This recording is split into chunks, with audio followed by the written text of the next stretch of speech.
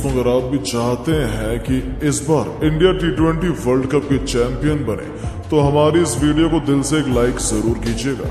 दोस्तों, T20 world cup के महासमर में ग्रुप डी के 7वें मुकाबले के लिए नेपाल के सामने खड़ी हुई थी नीदरलैंड की क्रिकेट टीम। इस रोमांचक मुकाबले में एक बड़े चमत्कार की उम्मीद सभी ने की थी।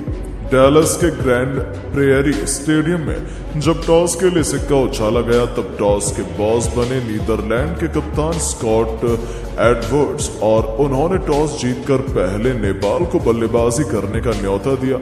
और फिर इस मुकाबले में गेंद और बल्ले के बीच हुए कांटे के घमासान में जो हुआ उसने करोड़ों क्रिकेट प्रेमियों को दांतों तले उंगलियां दबाने पर मजबूर कर दिया। नेपाल की तरफ से अपनी टीम को विस्फोटक शुरुआत दिलाने के इरादे से आसिफ शेख के साथ कुशल भोटेल की खतरनाक जोड़ी मैदान में उतरी थी। पहले ओवर की आखिरी गेंद पर आसिफ ने मैदान को चीरते हुए करारा चौका लगाकर अपना और अपनी टीम का खाता भी खोल दिया था। यहां तक कि दूसरा ओवर लेकर आए टिम प्रिंगल की पहली गेंद पर चौका जड़कर भोटेल ने उनका स्वागत बेहद दमदार तरीके से किया था। ऐसा लगा था कि नेपाल के बल्लेबाज इस मुकाबले में जरूर कोई चमत्कार दिखाएंगे, लेकिन फिर नीदरलैंड के गेंदबाजों ने अपनी कातिलाना गेंदबाजी से ऐसा हाहाकार मचाया कि पल भर में इस मैच की दशा को पलट कर रख दिया। प्रिंगल ने इसी ओवर की आखिरी गेंद पर आसिफ शेख को अपने जाल में फंसा लिया। नीदरलैंड को पहली सफलता मिल चुकी थी, जहां आसिफ केवल 4 रन बनाकर पवेलियन लौट गए तो उनके आउट होने के बाद चौथा ही ओवर लेकर आए लोगान वान वीक ने कुशल का भी शिकार कर नेपाल की धज्जियां उड़ानी शुरू कर दी थी। स्कोरबोर्ड पर केवल 15 रन बने थे और उनके दोनों ओपनर पवेलियन की शोभा बढ़ाने लौट चुके थे, जहां कुशल केवल 7 रन बना पाए। हालांकि उनके आउट होने के बाद मैदान में उतरे अनिल शाह और कप्तान रोहित पौडेल के बीच एक अच्छी पार्टनरशिप पनपनी शुरू हुई। ऐसा लगा था मुकाबला कांटे का होने वाला है, कोई भी किसी पर हावी नहीं हो पा रहा था। पावर प्ले में नेपाल ने अच्छी बल्लेबाजी करते हुए 36 रन बना लिए, लेकिन पावर प्ले के बाद तो नीदरलैंड के गेंदबाजों ने ऐसा सितम ढाया कि नेपाल के लिए तो एक रन बनाना भी मुश्किल हो गया। पारी का 8वां ओवर लेकर आए एक बार फिर टिम प्रिंगल और इस बार अपनी फिरकी के जाल में उन्होंने अनिल शाह का शिकार कर नेपाल को तीसरा झटका दिया, जहां अनिल 12 गेंद पर केवल 11 रन बनाकर पवेलियन लौट गए। उनके आउट होने के बाद मैदान में उतरे कुशल माला ने कप्तान रोहित के साथ मिलकर अपनी टीम को 58 रनों के पार पहुंचा दिया, लेकिन ये खिलाड़ी भी केवल 9 रन बनाकर नीदरलैंड के सामने घुटने टेक गया। तो गरीबी में आटा गीला उनके आउट होने के बाद मैदान में उतरे दीपेंद्र सिंह केवल 1 ही रन बना पाए थे कि वाजडी लीडे ने उन्हें भी पवेलियन की शोभा बढ़ाने भेजा और नेपाल की आधी पारी को समेट कर रख दिया।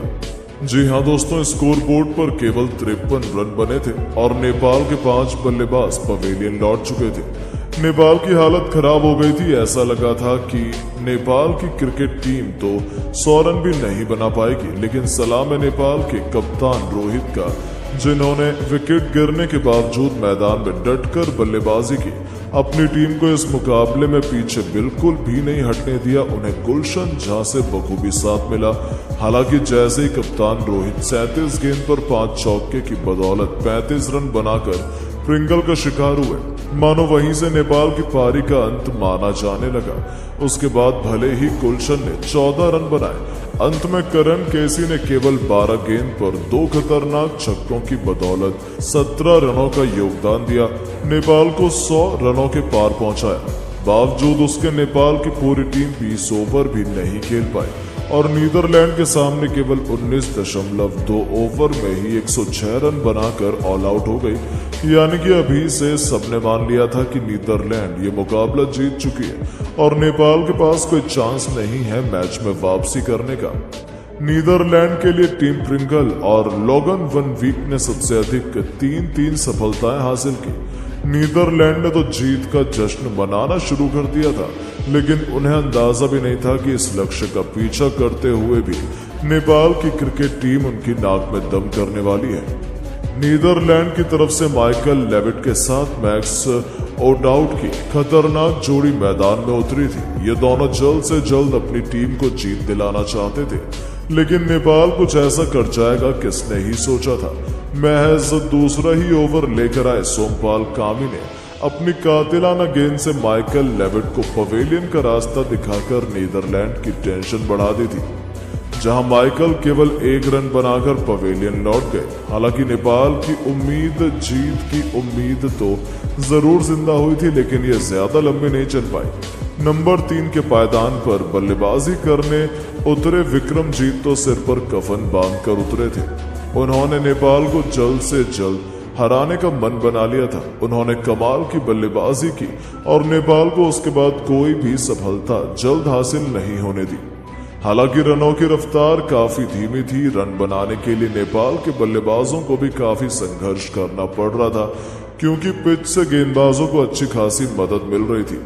6 ओवर में नीदरलैंड की क्रिकेट टीम भी केवल 36 रन बना पाई थी। मुकाबला थोड़ा सा नीदरलैंड के हक में था, लेकिन नेपाल अभी भी उन्हें कड़ी टक्कर दे रही थी। और दोस्तों, तभी मैच में एक ऐसा ट्विस्ट आया जिसने इस मुकाबले को बुरी तरीके से फंसा दिया। जी हां दोस्तों, 9वां ओवर लेकर आए दीपेंद्र सिंह ने सेट बल्लेबाज विक्रमजीत का शिकार कर नीदरलैंड को दूसरा झटका दिया, जहां विक्रम 4 चौके की बदौलत 22 रन बनाकर पवेलियन लौटे। उनके आउट होने के बाद मैदान में साई ब्रांड एंगल ब्रेगेट मैदान में उतरे थे। 10 ओवर में नीदरलैंड की क्रिकेट टीम ने 52 रन बना लिए थे।